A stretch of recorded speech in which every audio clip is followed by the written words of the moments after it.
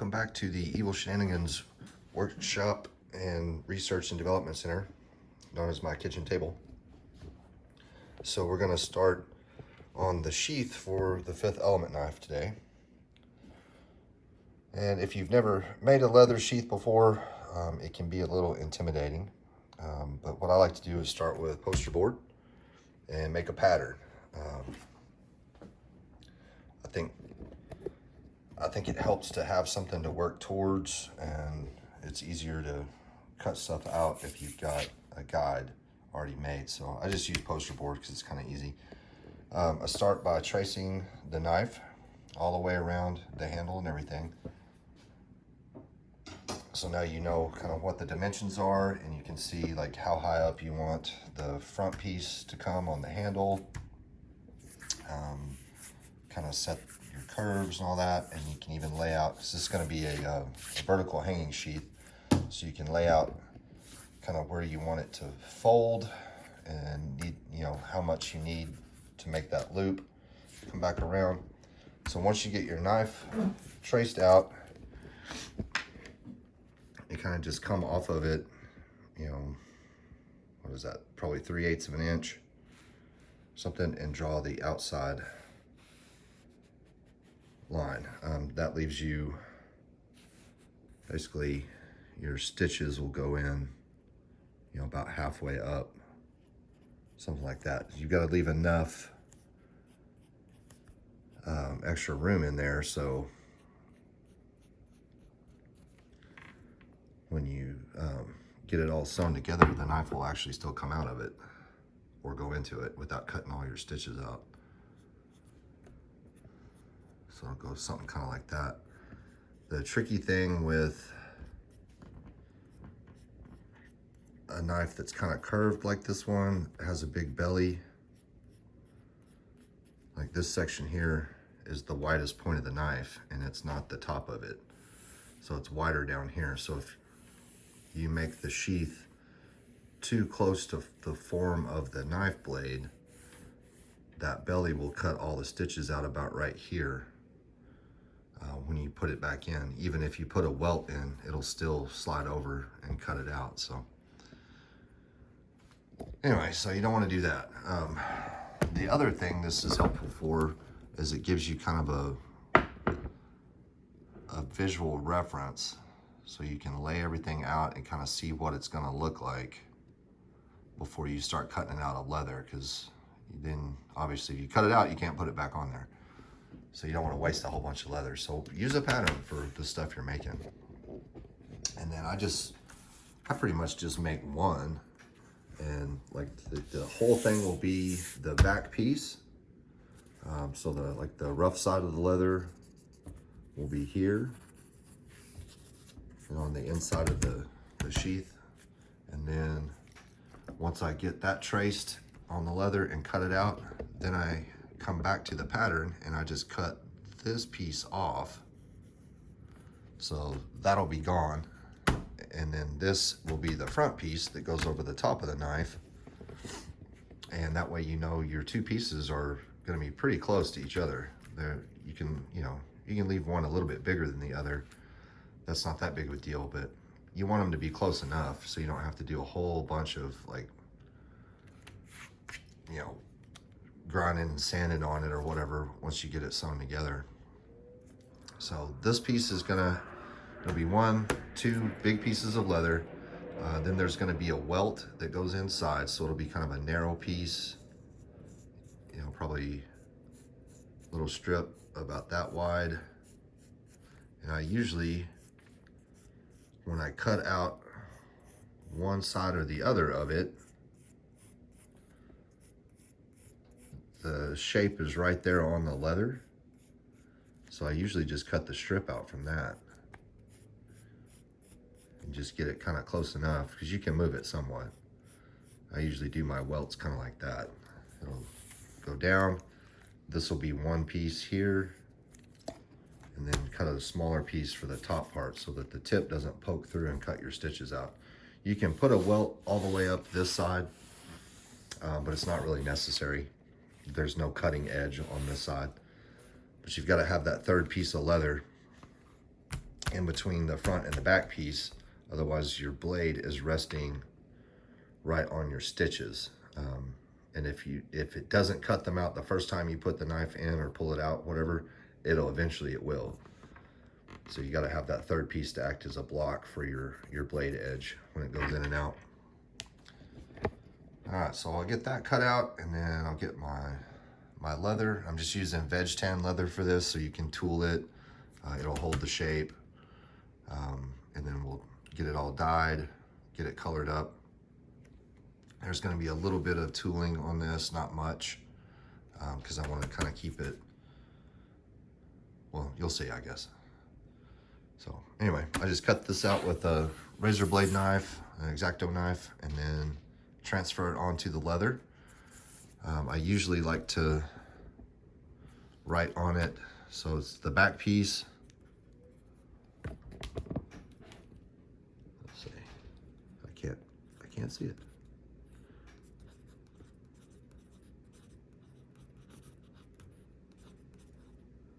Rough side up, so it just gives you a reminder, so you don't accidentally flip it and cut the thing out backwards. And then top is smooth side.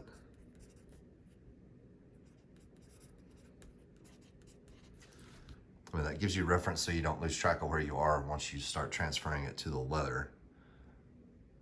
So if the rough side of the leather is up and you can see that, then that's facing the right direction. If the rough side is up and you put the top piece on there and it looks like that, you've got it backwards. So you need to flip your pattern piece. That makes sense. But, all right, so that's kind of how we start this process. And once I get it transferred to the leather, I'll maybe set it up and you can watch me cut it out. Hopefully I won't screw it up. All right, check back in a little bit. Okay, so here's what I was talking about. This is the rough side of the leather, and that's the smooth side of the leather. So we got the first one, we got the back piece laid out, traced around it with pencil. So you got, that's gonna be where we cut. And then it's time to cut out the front piece. I'll just come back to the pattern. I've already laid out where I want what I want the front piece to look like on top of the back piece of the pattern. So now you just cut that off.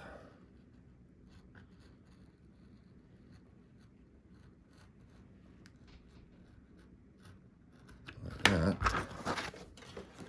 Oh, I trimmed about that much off that loop. Okay, so since we've got such a big piece of leather, it's not that easy to just flip it over back and forth.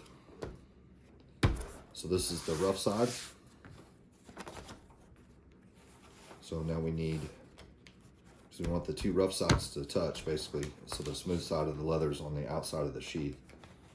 So since I wrote smooth side up on the top piece, and we're looking at it, it's laying with the rough side up, you know, we have to flip that over. Which seems, you know, obvious. But when you're flipping leather back and forth and trying to cut out a bunch of stuff and more complex things, it's really easy to lose track of where you are and you end up with one piece that's backwards. So, all right. So you want to double check both sides of it, make sure there's not like a big scar or gash or something running down the middle of what you're doing. And just lay it up there.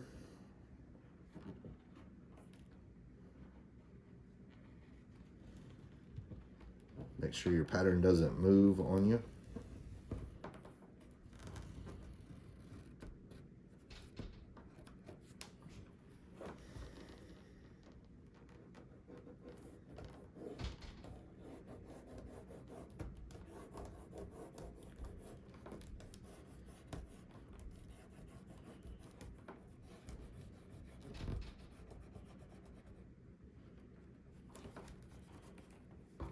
All right, there we go.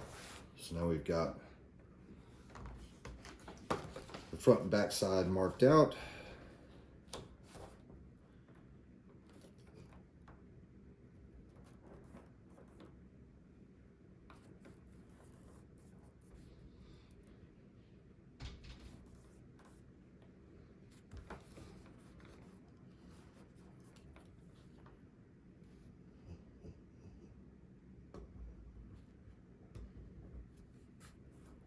I'm just putting some layout lines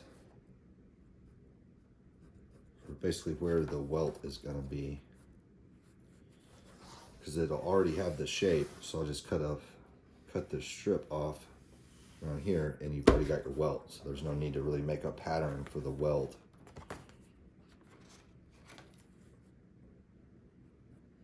Go kind of like that. All right. So there we go.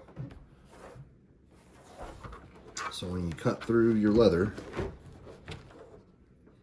see, yeah, that one's pretty good. That'll probably work. You got to try to keep your knife blade level. You don't want to lay it over to the side, because you end up with a big old bevel cut, and then nothing's going to line up right. And it works best if you're pulling it towards you. We'll just start up here. And you just stay right on your line. If you're off your line a little bit, that's fine. Go bigger than the pattern, don't go smaller. Just follow your layout line.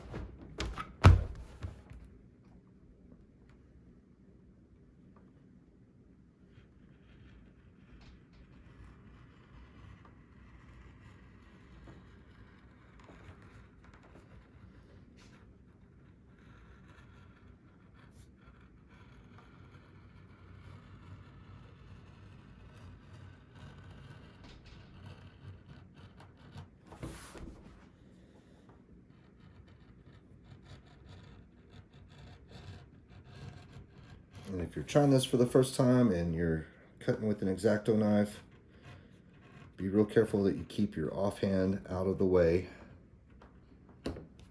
because you may slip. There are sections of this leather that's going to be kind of hard, be harder than others. You don't want your knife to slip and your fingers to be in between.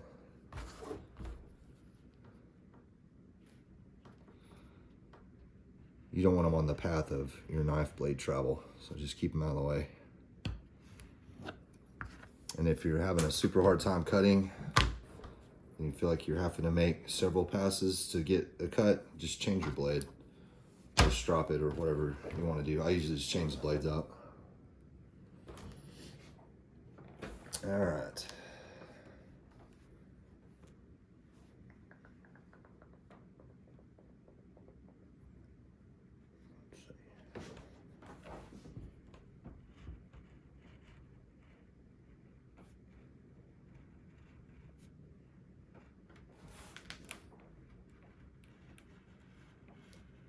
And you always want to cut pulling towards you. It gives you a lot more control.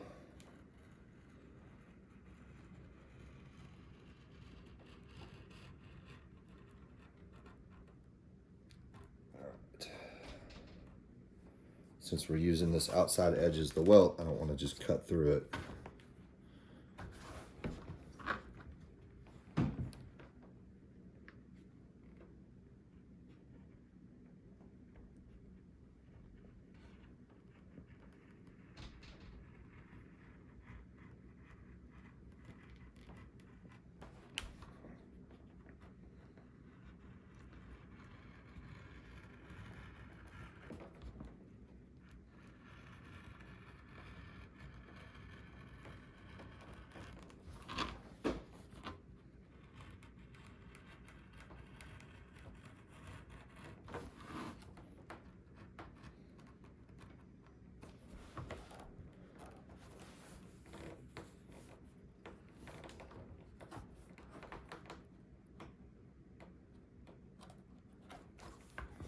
There we go. There's top and bottom. So then for our welt, kind of marked it where it's going to go.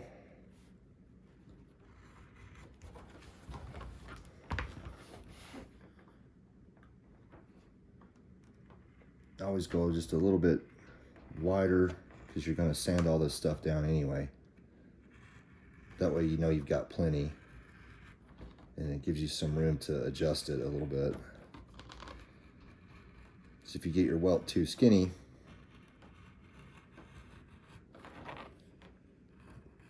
and once you glue everything up together and your stitches aren't running down it, haven't really, there was no point in just putting it in there.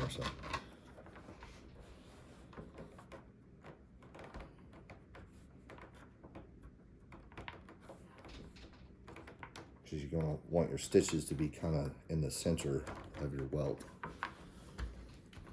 So basically, you got one side or the other, it doesn't matter. This little third piece of leather, follow that shape, and the stitches should be somewhere in the center of that welt. And again, that's just to protect the stitches from your blade actually going in. Then we need a little bit of one on the top so that the tip doesn't poke through. Let's see here, let's go up like that.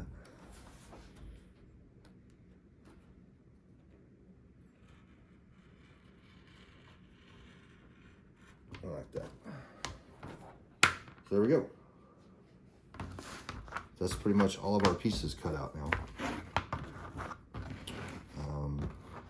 Since I'm trying a different type of stitch, I gotta go get some supplies to do that. But the next step is really, you just kind of, we'll lay out where we're gonna put any design, any tooling on there.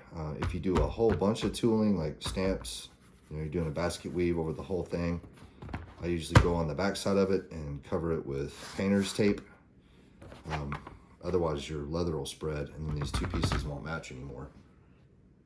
But this one's not going to have a whole bunch of tooling on it, so I won't have to do that really.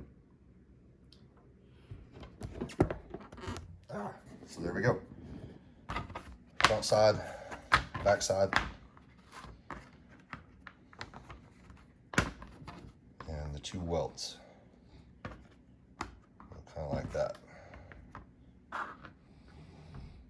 So we'll get all the rest of this. This is a big old piece of leather. Get all this stuff kind of cleaned up, and then I'll go get what I need to stow this thing up, and we'll get to coloring it and dyeing it. That's the fun part for me.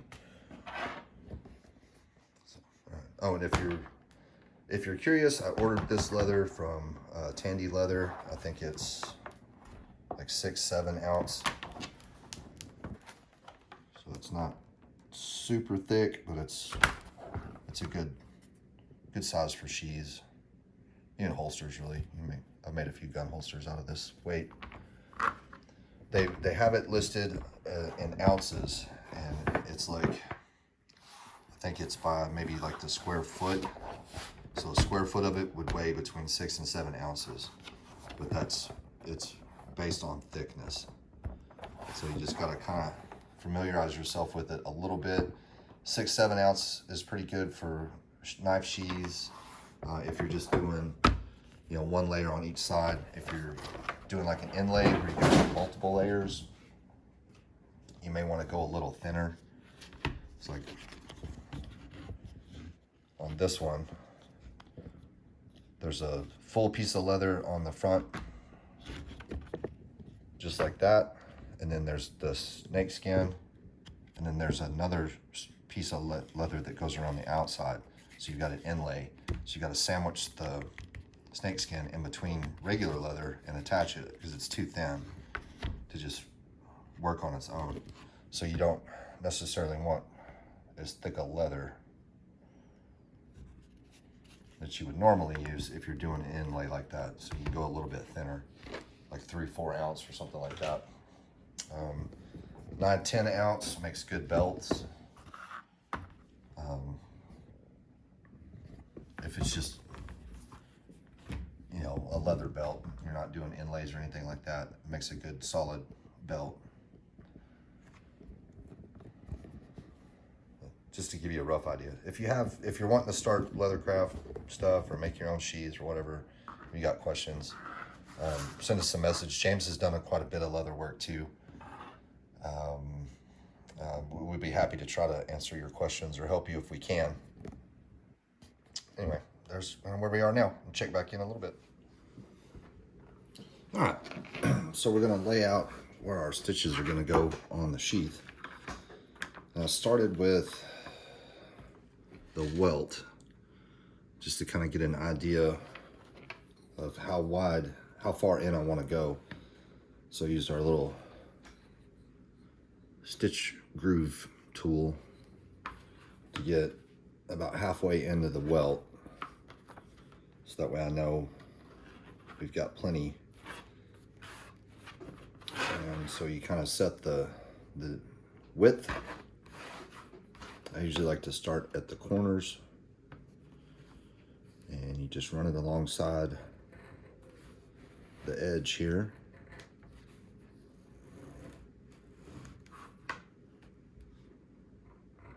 Just keep it straight up and down, and make sure you're staying up against the edge of your leather.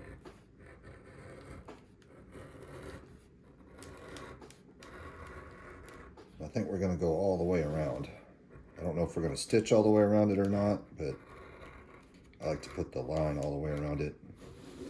You can always just kind of use that as some decoration.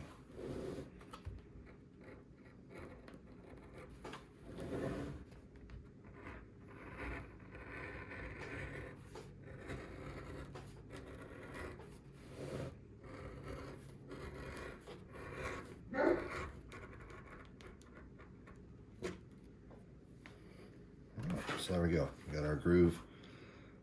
That'll help us keep our stitches straight when we go punching our holes.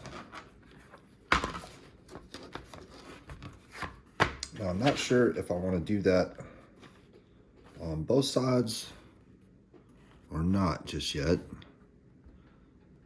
because it's kind of hard to get the holes to line up on both sides if you do it that way. I want to get it off and, you know, basically punch through the front side, and then on the back side it's not inside that line. It'll look bad. So sometimes it's better just to lay it out on one side and punch it through on the back side, and that's just where it is. And nobody will know you're off if you don't already have that line in there. So that's probably how I'll do it. Anyway, so we got it laid out for now. I'll probably go ahead and punch the holes in this, which I'm trying something, like I said, a little bit different. So I had to get a tool.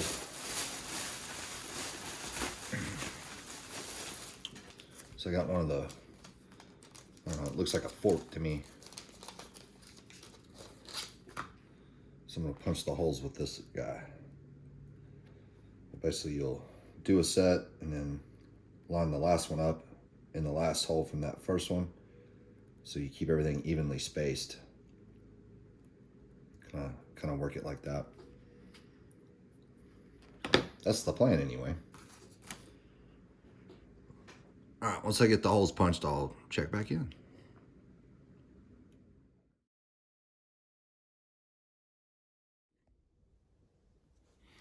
All right, so I've got the first coat or two of dye on both sides. I don't want to show you this part yet. So that's going to be the special surprise.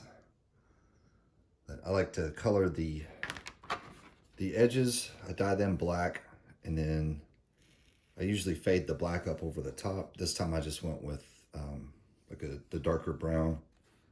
And then this is all, there's nothing else on here except for this antiquing gel. This one's like a water base, so you can cut it a little bit with water if you want to, or I usually wipe it on with a paper towel and then get like a damp paper towel and kind of even it out some. So that's kind of where we are right now on the dyeing process. And now we're gonna get our welt glued on one side. And for that, we're gonna use contact cement. And it doesn't exactly work like regular old glue or whatever. You basically put contact cement on both sides where you're gonna stick it and let it dry for a little bit. And then you put the pieces together. Otherwise it won't stick. So first thing I do is try to remember where the knife is gonna lay in the sheath. Okay, so we're gonna trim that off. We'll say kind of like there.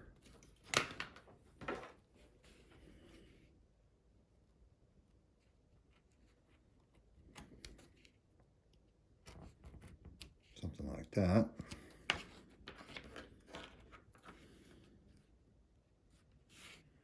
And I usually try to put a little mark on the sheath itself so you don't put glue someplace you don't need it. So we'll go to there, and we'll go like that. Now you can go just a little bit past your sheath because you're going to sand these edges down and even them up anyway. So on the rough side of your leather, the glue will stick just fine, the contact cement. On the smooth side, you need to kind of scuff it up a little so it gives something for the adhesive to kind of bond to. I just use my X-Acto knife and kind of scuff it up. They have a tool that's specifically for this. It kind of looks like a little cheese grater. I just don't have one of those.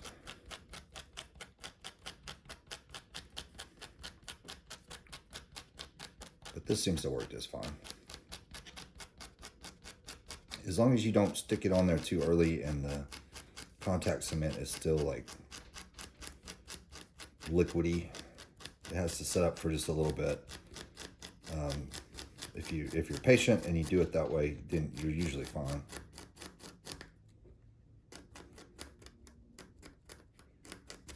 Okay, so we'll do that. Might as well go on and do this one.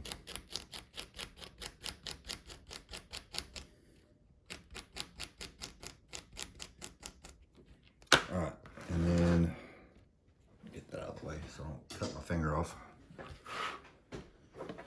I'll usually take my little edge marking tool and go ahead and mark a reference point on both sides, just so I know roughly where the stitches are going to be, and make sure that it's not like hanging off the edge of the sheath or whatever.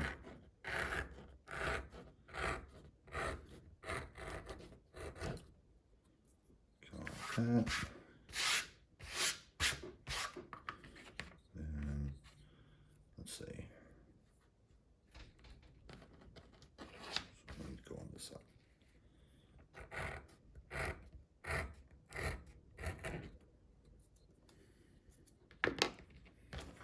Okay. Let's get this trimmed up so it fits.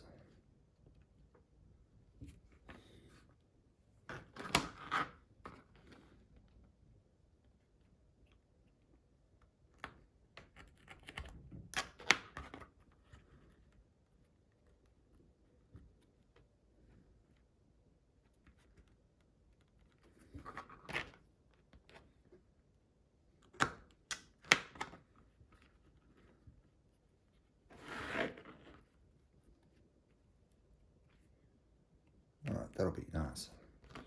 Okay, so for the way this is designed, I don't want such a drastic transition. So I skive the end of the top of the welt down, since it doesn't go all the way around the sheath. So it kind of gradually fades down to 0 instead of just drops off to 0.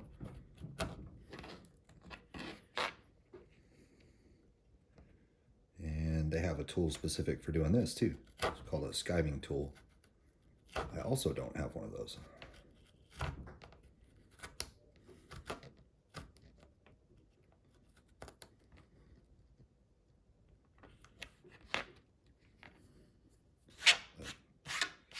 Anyway, I'm not exactly building helicopter parts or anything, so it should be okay. All right, so I think that's going to work out nice.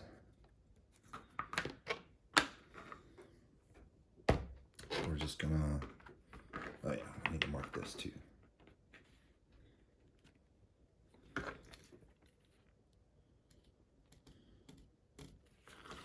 Now on the inside of my sheaths, always dye the part where you can see on the inside, dye it black. It just makes it look more finished. I don't like to leave it just the raw leather or whatever. All right, so let's get our contact cement.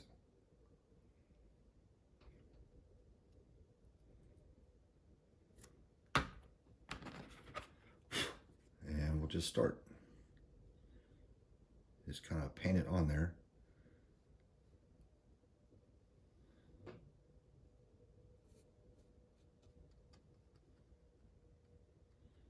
You want to get a fair amount of it. You don't want too much, but you certainly don't want too little. And you're basically just putting it where that other piece is going to go. So you don't want to smear it all over the place because it makes a big old mess.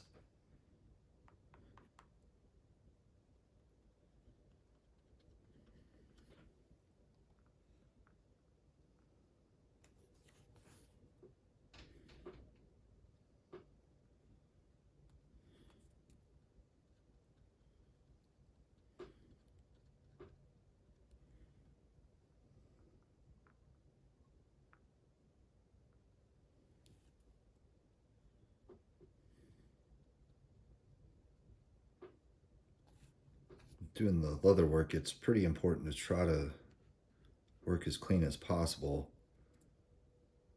Otherwise you end up with, you know, color dye you don't really want in a certain spot, or you end up with this glue everywhere. You can, once it dries, you can kind of rub it off, but it's better if you just keep everything clean. Okay, so I need on that side.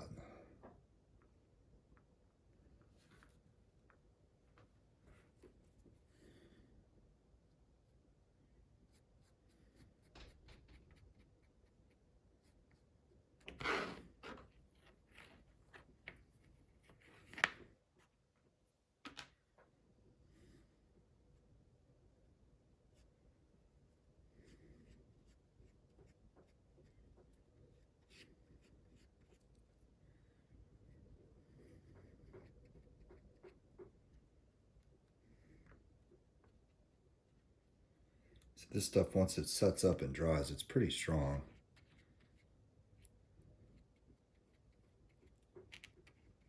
But I like to go ahead and stitch it anyway.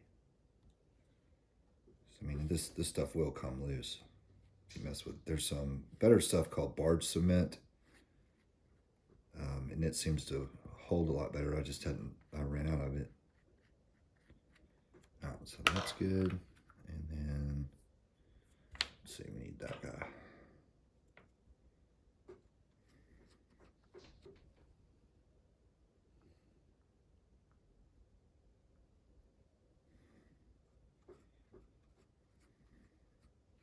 So I always start off, just put the welt, get the welt glued on one side.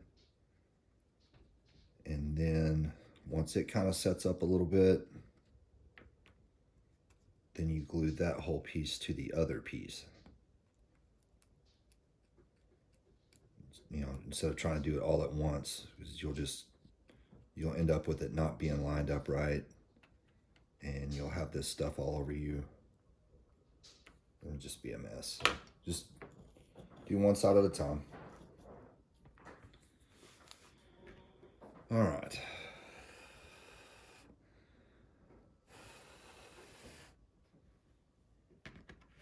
So that should be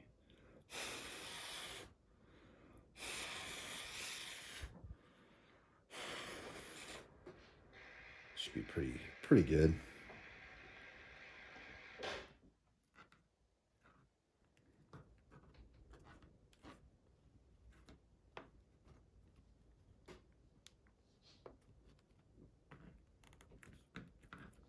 All right, so you want to just make sure that your welt is hanging over just a little bit from your top and bottom piece, because you're going to sand these guys down to make them match one another, and you don't want like a valley in between your pieces of leather. You want the welt to just kind of hang over just a little bit.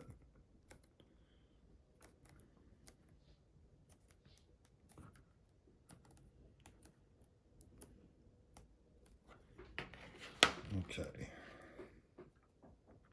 Do the same thing up here at the top.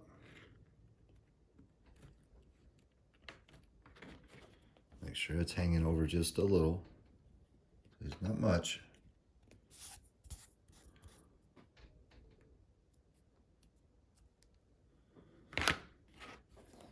And take the hammer and kind of tap any air that's trapped in there.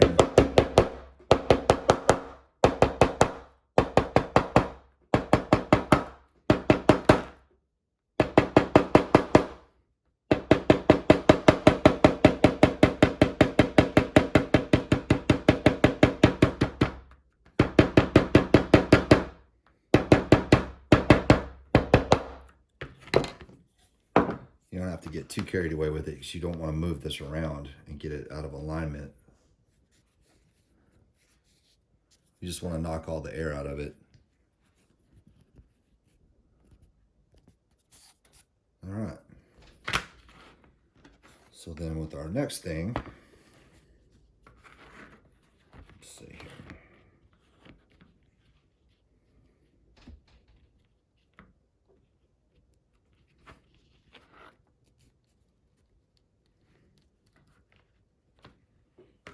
We'll mark about there. And then on the top side, it's going to go to right there.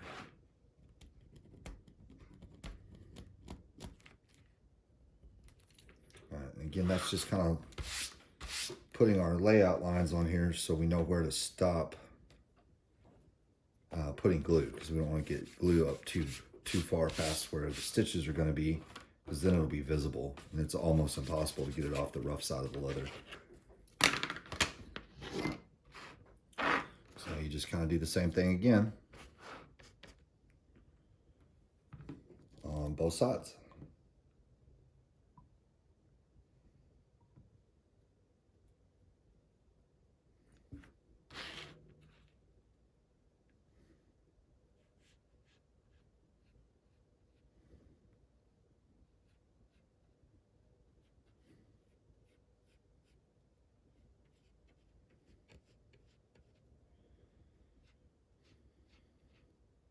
Now, once you get them stuck together, you kind of need to leave it alone for a little while and give this contact cement a chance to dry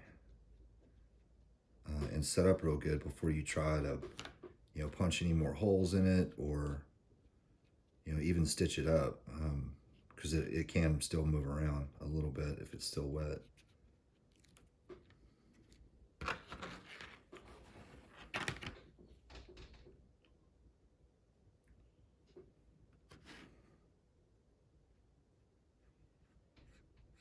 The people who are really, really good at leather work probably have some different ways of doing this.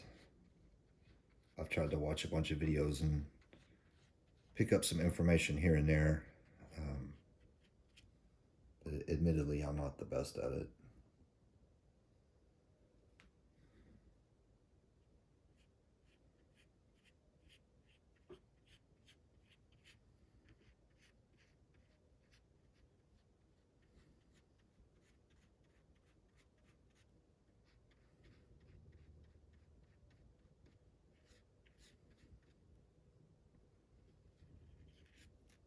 Okay, let that one sit over here.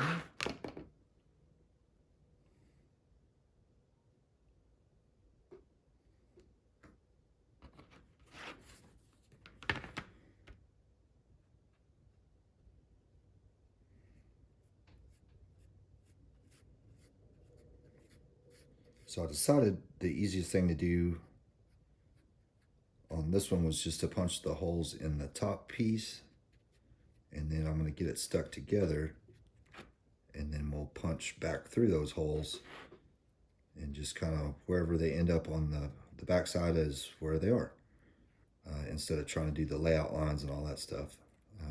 Because odds are it's not going to line up perfectly. And if you've got layout lines, you know, grooved into the backside, and then your stitches don't go there, then it looks bad. If you don't have lines on the backside, then nobody knows but you.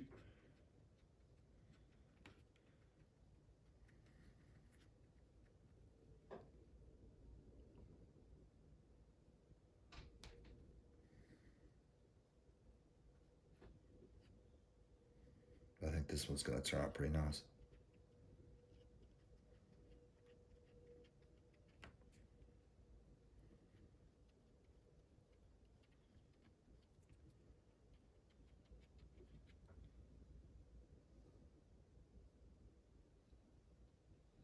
And for a little while, I was kind of into making those horizontal sheaths where it's basically one piece of leather that folds over, and you stitch one side of it together, you know, and put a little loop on it that your belt goes through.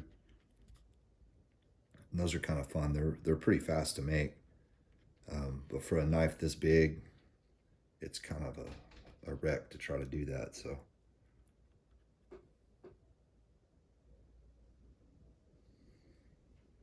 this vertical carry style seems to work better for a bigger blade.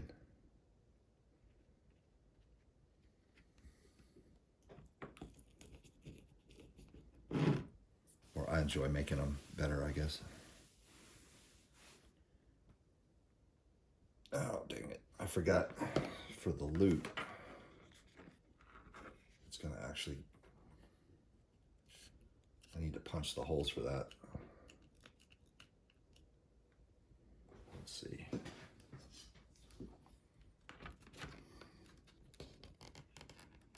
It's going to go about there. Yep, that's about right. All right, I need to do that before we stick this together. All right, hang on a minute.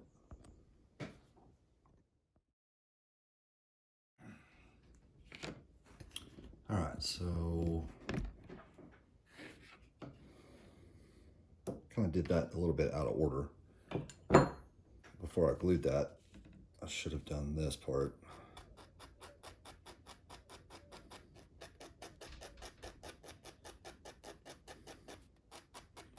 It's all right, we'll make it work. So I like to set the loops with these little eyelet rivets. I have to lose my brush.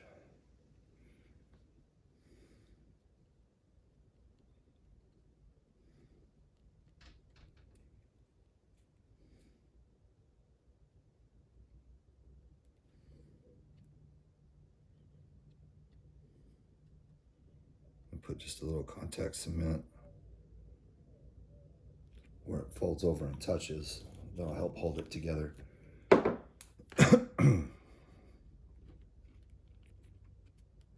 right, so it's going to go like that.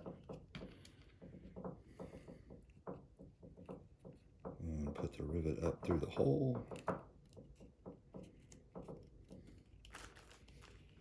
And you set the rivet in the little rivet holder thing.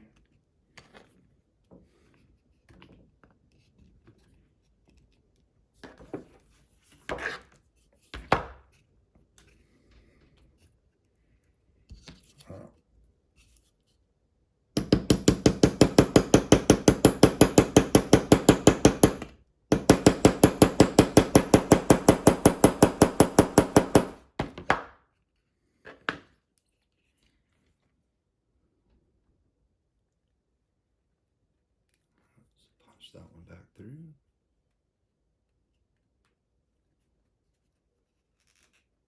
Come on now.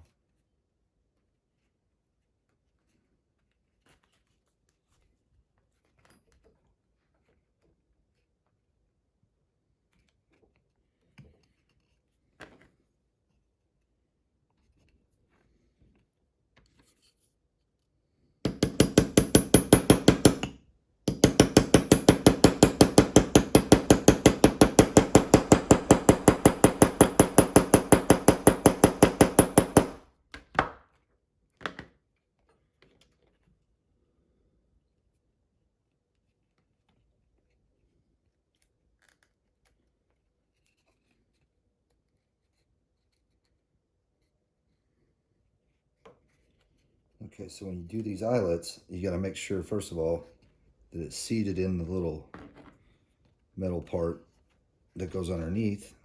Otherwise, you deform the face of it. And then your first couple of whacks on it, you kind of rotate the tool, and it helps flare out the top.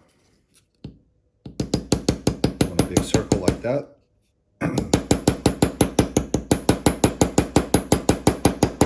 And then straight down.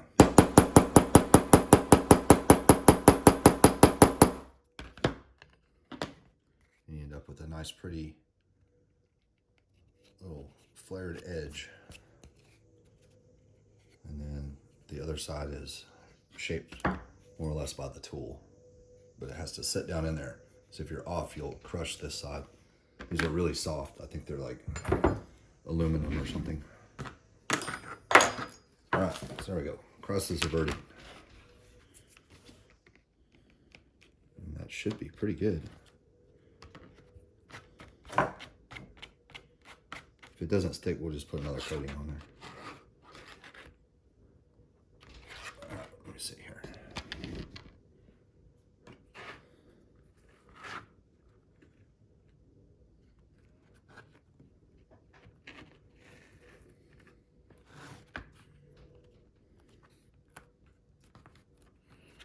So again, you want to be pretty close.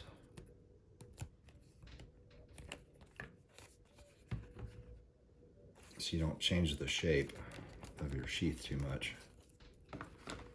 And once you get it set on there,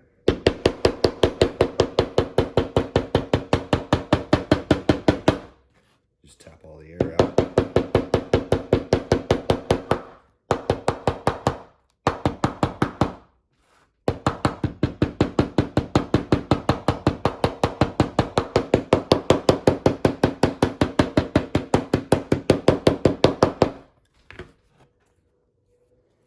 So it should close up the gap fairly well. It's not going to matter too much on this one, just from the style of the stitch I plan on using. It's going to kind of cover up the entire edge. Oh, there we go. Yeah, I want to show you the special part up here. We'll reveal that at the end. So that's pretty well closed up. So we're just going to let it set up for a little while, and then we'll punch our holes through. Right now we've just got holes in the front piece.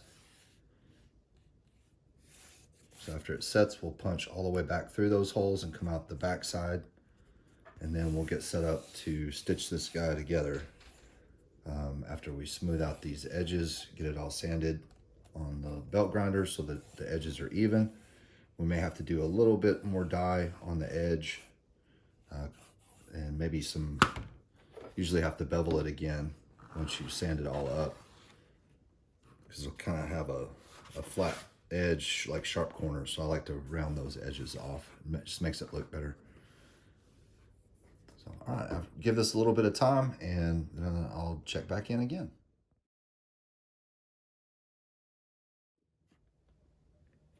All right, so I've already re-beveled the other side. I sanded these up on the belt grinder.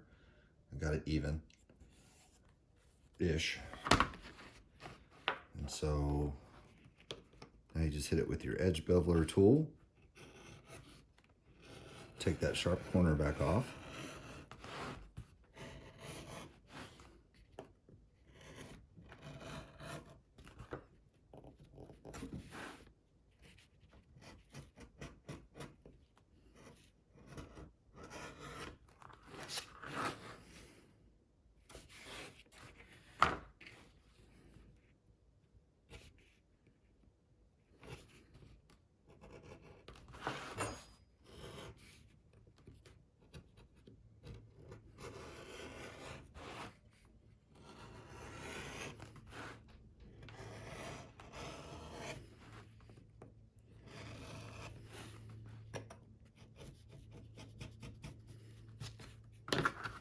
It just kind of smooths everything back up. Then I usually take a, there we go, that'll work. a little piece of sandpaper. I think this is 220 grit. And just kind of blend everything back in together.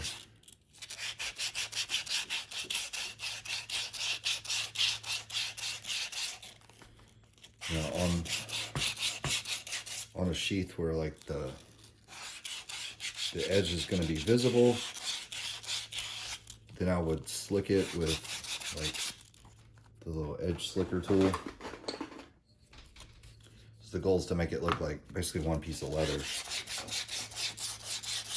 On this one, you really won't be able to see the edge. Not very much of it anyway. So I'm not going to be overly concerned with doing all that. So I still want to get it nice and even. And then I'll throw a little more dye on it to kind of even out the colors again.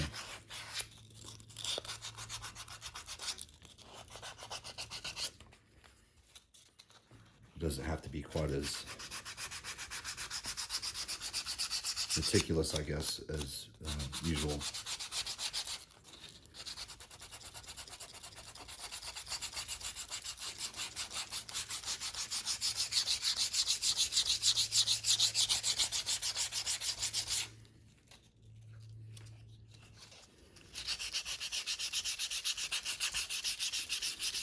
Sometimes that little edger tool will hang up and snag.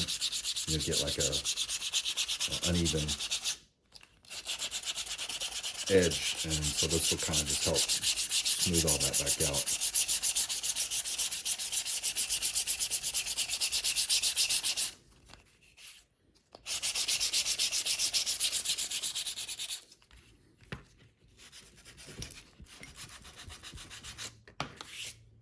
All right, so that looks pretty good. Now, usually, sometimes you have to have more of it. Usually just the dauber from where I dyed the inside, the back side, will still have enough leather dye on it to recolor this. You don't really want a whole bunch. You don't want it dripping down all over the sheath. You're mostly just concerned about along the edge where your edge beveler took some of the color off. You just cover it up with the black dye.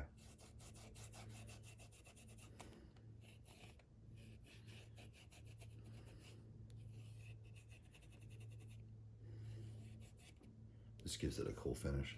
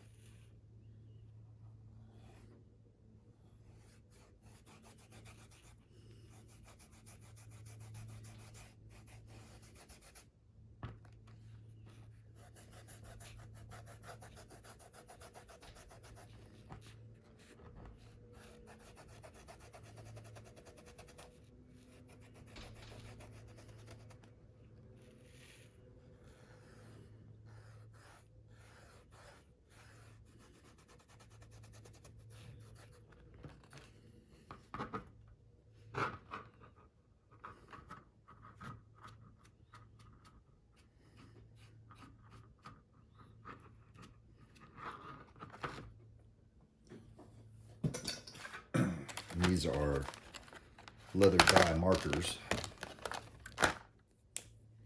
and they come in real handy for getting up inside where that welt is. I don't like it to be light colored where you can see it, so I like to just get the end of it right there. It just looks like a felt tip marker, but it's leather dye. These are pretty cool. This particular set's all like this more natural colors, black and different shades of kind of tan and brown. I've got another one that's like, it's some yellow and green and blue and purple or something. Those are pretty fun to use from time to time. But I usually prefer a more, what you think of for leather, kind of earth tones, I guess. Although the sheath I did for the Rooster kitchen knife was pretty cool. Got to do a lot of colors on that one. I did one that had a cherry blossom tree on it. That was pretty fun. All right, so now we're ready to repunch our holes. Go back. We're going to go back through the front side. It'll go through the welt and then out the back side. So the idea for the stitches on the side, this is a pair of Lucchese's that I have. And I really like this rope braid that goes over the end here. And so I recently watched a bunch of videos on how to do that. And so that's the idea. Hopefully I won't make a mess of it too bad, but I always thought that was really cool. So that's what we're going for. So I'm gonna punch holes because that's not any fun to watch on camera. And then I'll try to get set up for doing the stitches. And hopefully I can set something up where I can do that on camera. I don't know how that's gonna work, and we'll probably just do a minute or two of that because that will get boring too. The idea though, from what I understand, for this particular stitch, you need to measure the perimeter that you're going to be lacing up. So you get that measurement, and then you need 6 or 7 times that amount to do that stitch. If I just do like a saddle stitch, just with thread or whatever, it's usually, I usually go like 4 to 5 times the length. That's how much stitching you need. So you want extra. You don't want to be, you have the exact amount because then you can't sew up the last 3 or 4. This is going to be a little bit different deal, so we'll see how it goes. But if I run out, I don't have enough. Luckily, I also learned how to splice it together, so that'll be all right. All right, so here we go with the stitches. This is a flat lace. It's deerskin, I think. And so one side is kind of finished and one side is rough. So you start off by passing the needle through the hole that way. And then we're going to loop this over, because then our next pass is going to go over it like this. We're going to go back up and under that hole. And so I cut this at that hole seven times length thing, which I'm thinking is maybe a mistake. Maybe go about halfway and then just splice it. It's just going to be a nightmare. All right, so the next time back through though, like the rough side basically is going to be up. And it'll be a freaking miracle if this isn't twisted by the time it gets over there.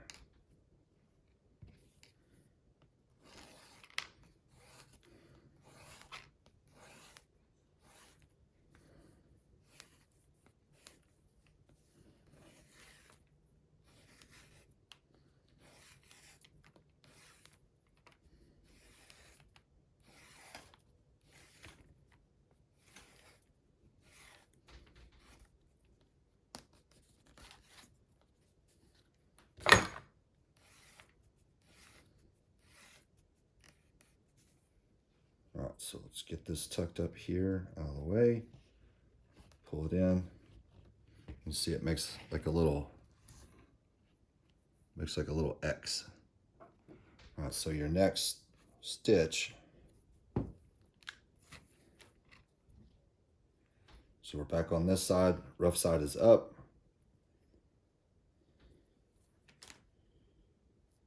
So you're going to go rough side up again and go under that little X that you just made. Try not to stab yourself in the finger.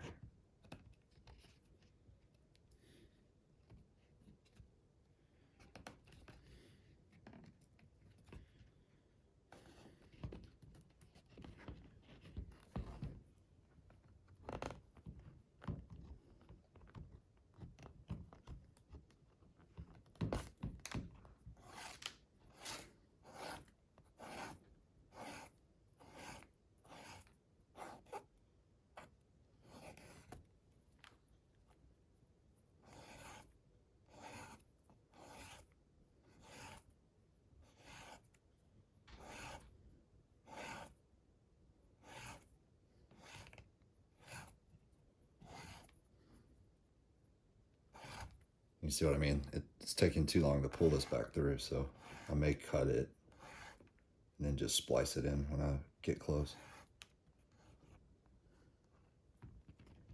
So that's the basic stitch right there. So now that you've gone back through the X,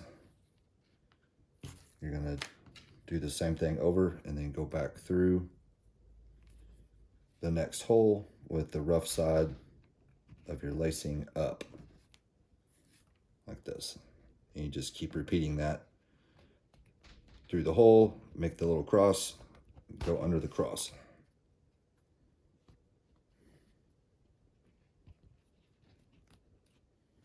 So that's the gist of it anyway.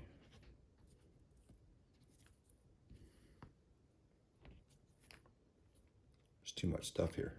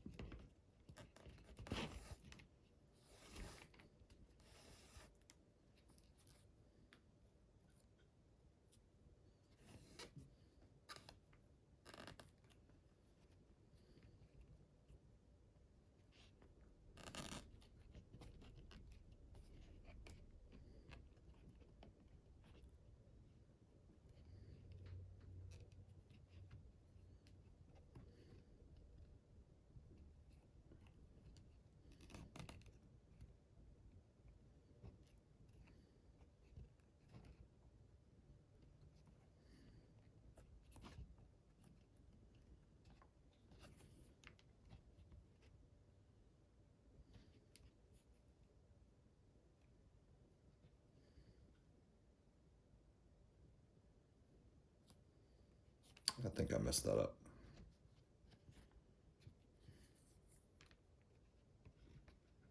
Yep, that's not right.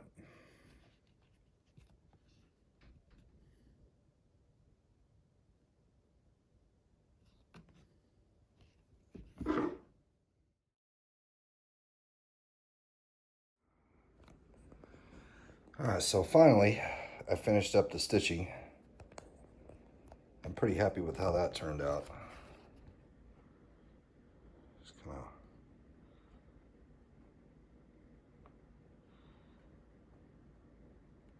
I don't think I'll ever do that style stitching on a knife this big again. There's about 14 feet of leather lacing in this thing. So, needless to say, that was a bit more of an undertaking than I thought it was going to be. So now it's time for the big reveal.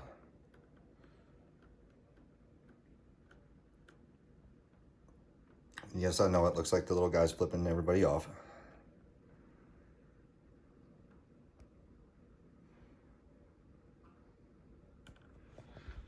So this is the knife with the sheath that one of you guys is going to win. The fifth element. So we are waiting for 100 subscribers on our YouTube channel. So go, don't just like the video, you have to subscribe.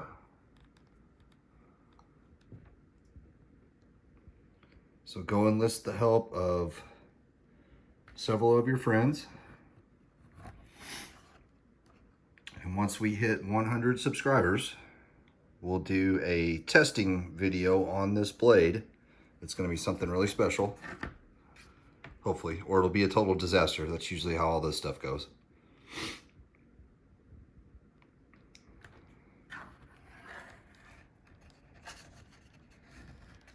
And once we post that video, that'll be the contest. So we will take comments underneath that video, and as people comment underneath it that are subscribed to the channel,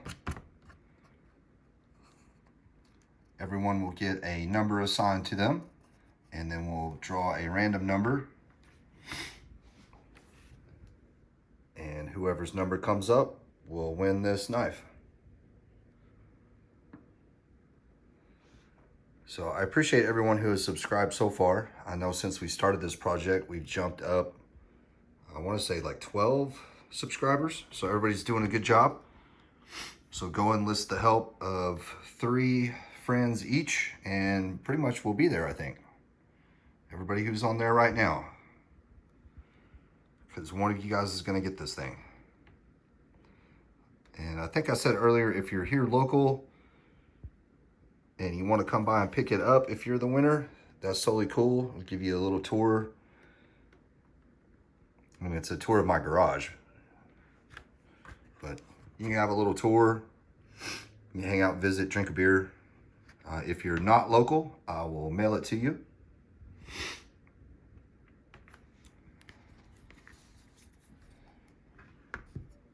And either way, I'll throw some stickers and a shirt if I got one. It's pretty cool. This turned out really nice.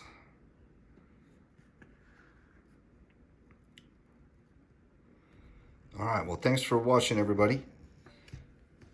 Be sure to grab a buddy or 3 or 4.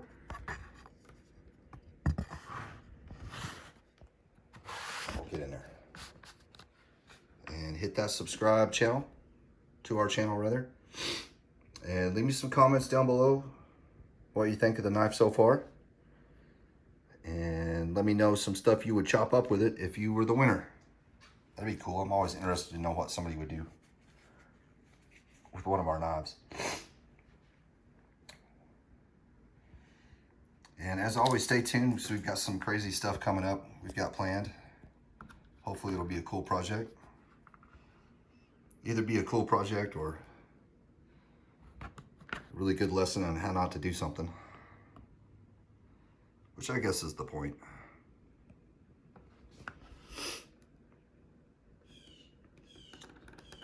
Anyway, all right, well, thanks everybody. Have a good day. Stay super green.